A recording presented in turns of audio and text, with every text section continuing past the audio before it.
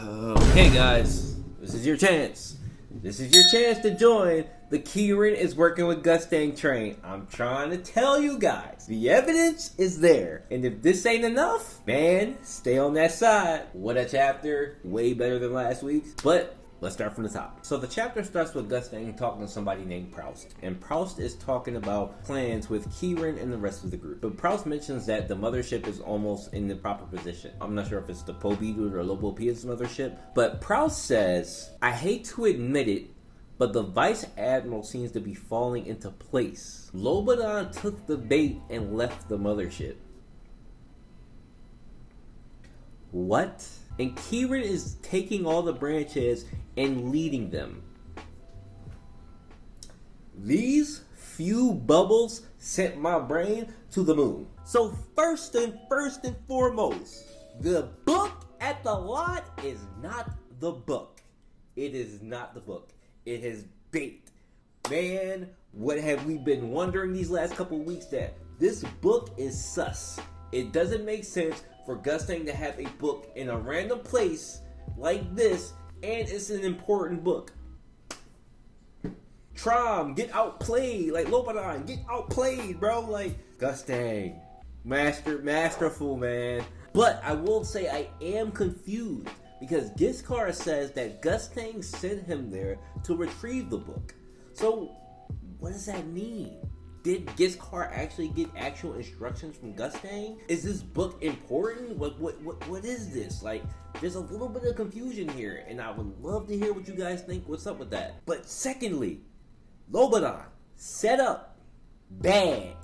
So this puts more stock into Lobadon, believe it or not. Lobadon really gotta be a top 30 entity in the tower. Bro really gotta be like that if they really had to get him away. I'm pretty sure the Bobidu forces probably could have handled him in a way, but it really gotta be crazy. Like what Yama was sensing really has to be nuts. And then thirdly, this is a small detail, but Proust says they hate to admit it. So what have I been getting at?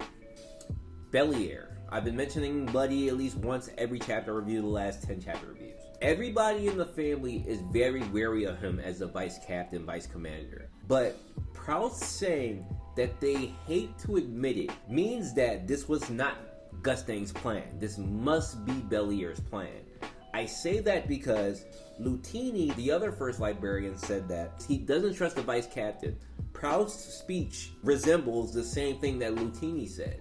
So this probably was a plan laid out by Belier. Proust probably doesn't like it, just like Lutini doesn't trust him, and the plan is working. And that's what it has to be, because Proust wouldn't say something like that to Gustang. This person isn't just gonna disrespect their family head like that during a conversation, so it has to be somebody else's plan. But things appear to be a complete setup. It sounds like Kirin and all the branch heads are all about to get slaughtered by the Pobidu. Gustang says that at the end of the day, this is a normal thing. Traum is expecting to be betrayed eventually by his family. So I want to dig a little bit deeper into that. Traum must have went through a serious traumatic event that shapes who he is. So I say it to say that before entering the tower, now that we know that they were like little preteen teenagers at the beginning of them entering the tower, so maybe Traum has abandonment issues. That makes sense to me, because people of his archetype usually have like emotional issues like that. Like maybe before entering the tower he lost his parents, or his family left them, or something like that, and he surrounds himself with animals and things to replace that because they're loyal to him. So that makes complete sense for his character and why he is the way he is. Very, very nice touch there by CU. I think a lot of people overlook that detail. But yo, Gustang officially raised the death flag on the Lobopia. Like, everybody's gotta die. I'm telling you, the first part of this chapter, the first half, is just so much information. But who are these people? So who is the book bearer? And Dumas? Who are these two people? Now, this isn't the first time we've seen them. We've seen them about 5-6 chapters ago. There was a little panel with these two guys. So who are they? I assume the one tall guy with red hair looks really strong. So the book bearer, is this somebody who's been holding on to Gustang's memory book? That's maybe been isolated from the family? or maybe this person went to go get the book. Regardless of what it is, they have the book. If Gustang gets this book, shit may go down. Like, Gustang may murder Traum right then and there. Like, chess match might be a dungeon, bro. That might not even happen. And so we return to Lutini's forces, who mentions to his vice captain, like, relax, like, things are gonna work out. But Kirin says that, you know, once things start, we're gonna retreat to the back, and that we're going to prepare to warp. Bruh, I had to reread that. Like, this Kirin guy, I feel like I don't know shit about him, guys, because he was giving off Big Brother vibes, but bro is looking like the biggest snake in history. Then we get the Bear Branch head, who's ready to collide with the Pobidu, but before he does, the warp ship appears. And at that moment, this man, Kirin, slides. Tell me how he's loyal. I need y'all to explain to me how he is not working with Gustang, bro. Y'all, nah, bro. Y'all coping at this point, bro. I'm right. I know I'm right. This is crazy, bro.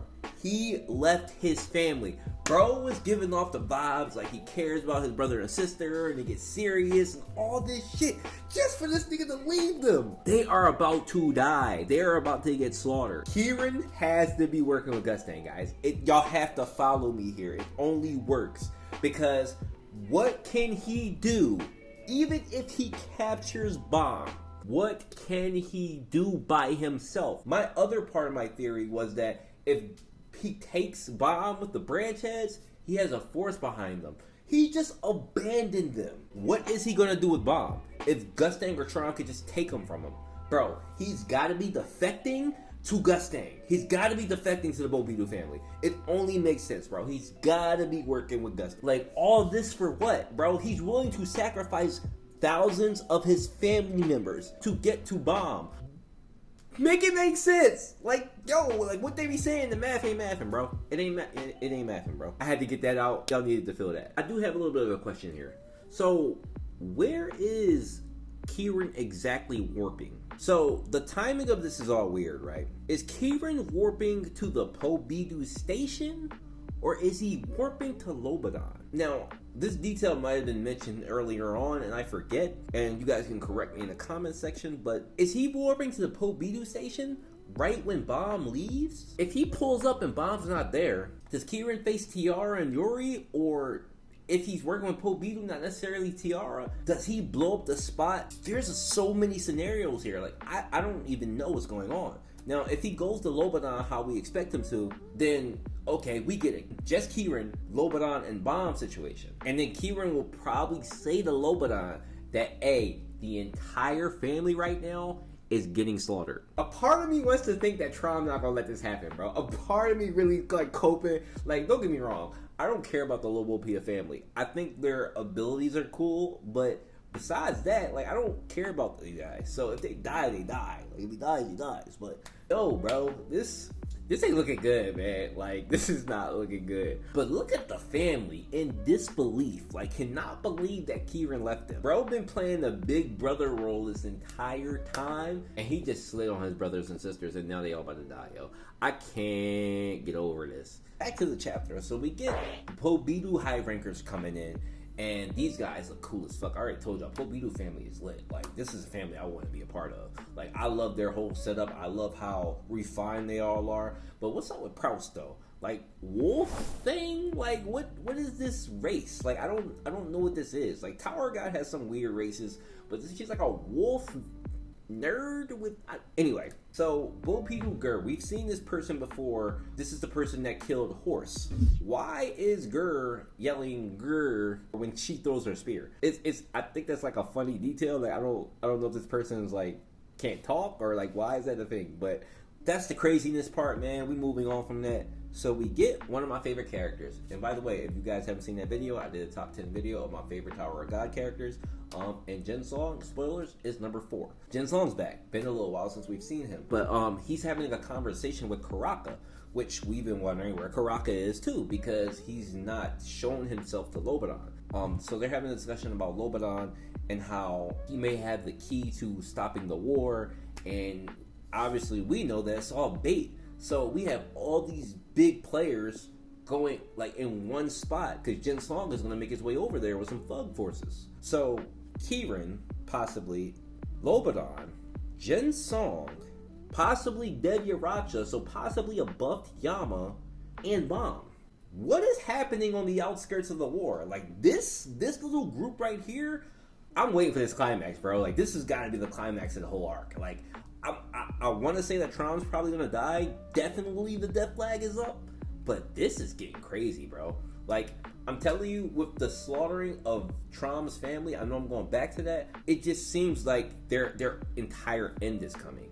Like Gustang's gonna get his memories back. He's going to decide to kill Traum, and there's going to be a flashback of when they were kids and when they were friends, and he's going to feel guilty, but he's going to do it. Yeah, then we go to Baam. I didn't care about this whole Baam thing because while I do love Baam as a character, he can be extremely annoying. This was one of those chapters. So when he explains everything out loud, it sounds ridiculous, and you saw him struggling with it as he's saying it, like, well, maybe not, like, and then Khun's saying, like, talking to him, like, humoring him. You could tell that Khun was really skeptical about it too, like, this don't sound right, Baam. Like, why would you trust Laura? What is this whole thing? And it just felt weird. Also, the fact that, like, why do you care about the twin princesses so much? Like, it's such a weird thing. Like, they really don't mean shit. But it turns out Baam needs Andraste and Yuri's help to get to the warp gate to get to Lobadon. He goes to Andraste and he basically begs in like this weird way. You gotta feel for Andraste at this point because it's just like, Baam, bro, this girl is down for you. Like, she thought what she was doing to come help you. You just basically been kind of ignoring her. Now you asking her for help, like,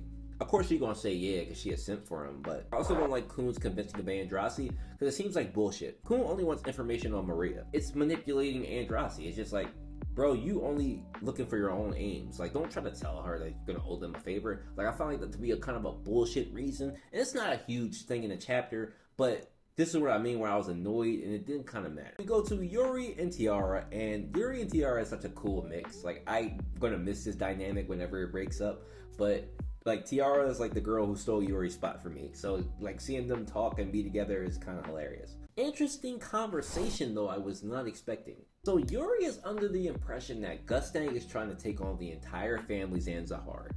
Yuri is asking the question that nobody is asking, because that's basically what it is if you look at it on paper. It looks like Gustang versus everybody. Bopidu versus everybody. I don't know what Yuri is expecting Tiara to say, because it's just like, yes, I'm taking on everybody, but do you honestly think one of the most powerful people in this entire tower is stupid enough to fight all his friends, knowing what they're all capable of? So Yuri says that, you know, is he aligned with somebody? And Tiara says she doesn't know. I can't really say yes or no to whether they're aligned with somebody, but I do want to say that whatever Gustang finds out, because there's no doubt that he's in contact with other family heads, but whatever he finds out, I'm pretty sure he's going to share with somebody else. And if he's able to kill Traum, or whatever information he's able to share or confirm, there are going to be some side switching here. And this is what's going to cause the chaos in the tower. But this statement from Yuri, though, all my power scalers, I hate power scaling, by the way, but all my power scalers, I need you guys at full attention right now. I need you guys to tell me, what is this bullshit that Yuri's talking about? So she says that all the princesses together can hold down the armies of the 10 families.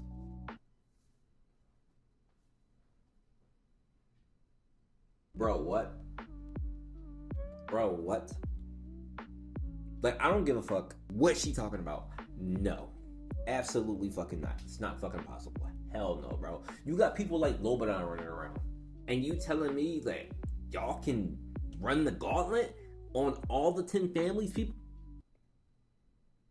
Bro, what? Like, you can't even beat Tiara, Yuri. Like, you were about to double ignite again out of panic. But you and the princesses can run the gauntlet on the 10 families' armies.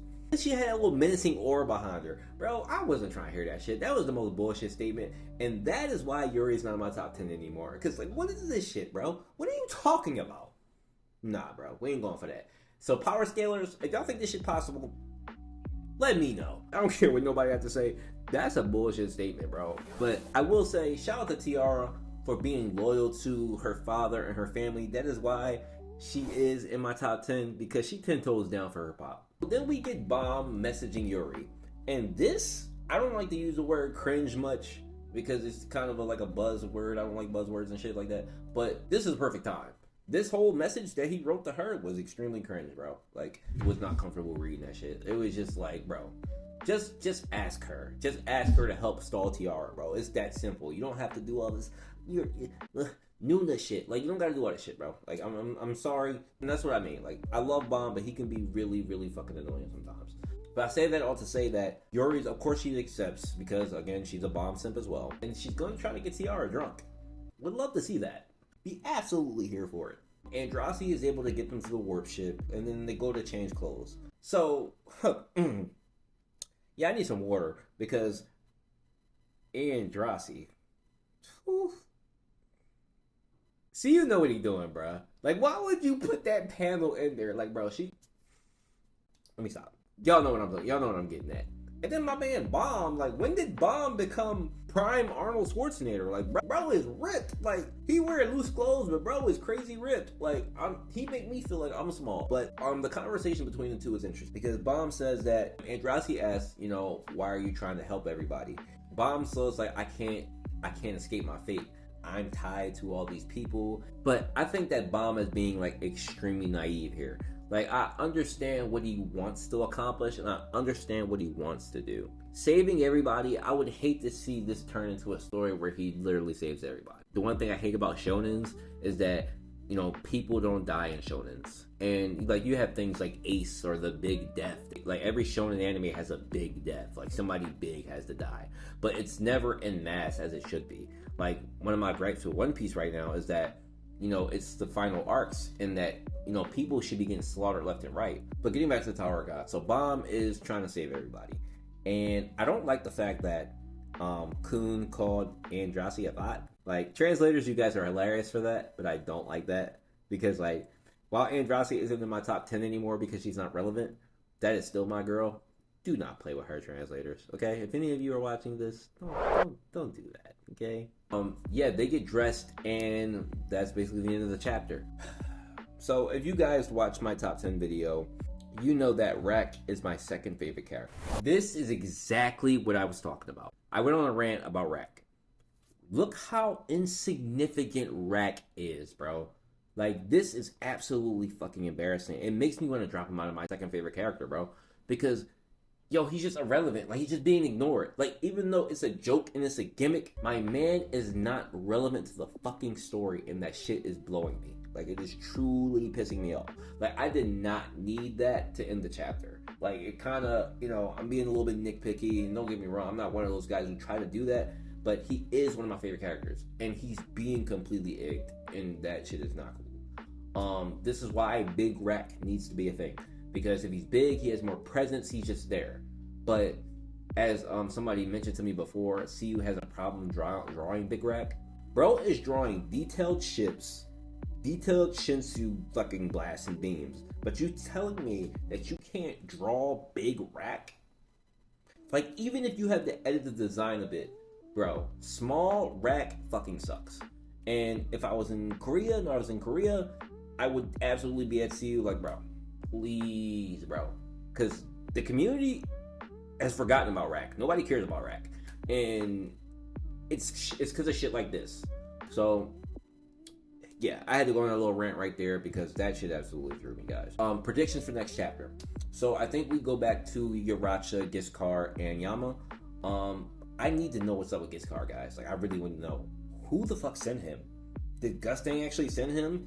Did Belier send him? I don't get it. Like, was he there to just fight somebody who was trying to infiltrate? This part is really confusing, but you know, CU, they'll probably make sense, but what's the subplot here? Like, so you guys, please give me your thoughts on this Giskar situation, and then maybe we get Kirin arriving. But that's it for my prediction, guys. I kind of said everything that I was thinking. Do expect a stream this week, Wednesday or Thursday as usual. We have a lot to talk about, so you guys make sure to get those comments in. Here's the chapter rating, 7.5 out of 10. What stopped this from being an 8 was Baam's behavior, like really goddamn annoying me.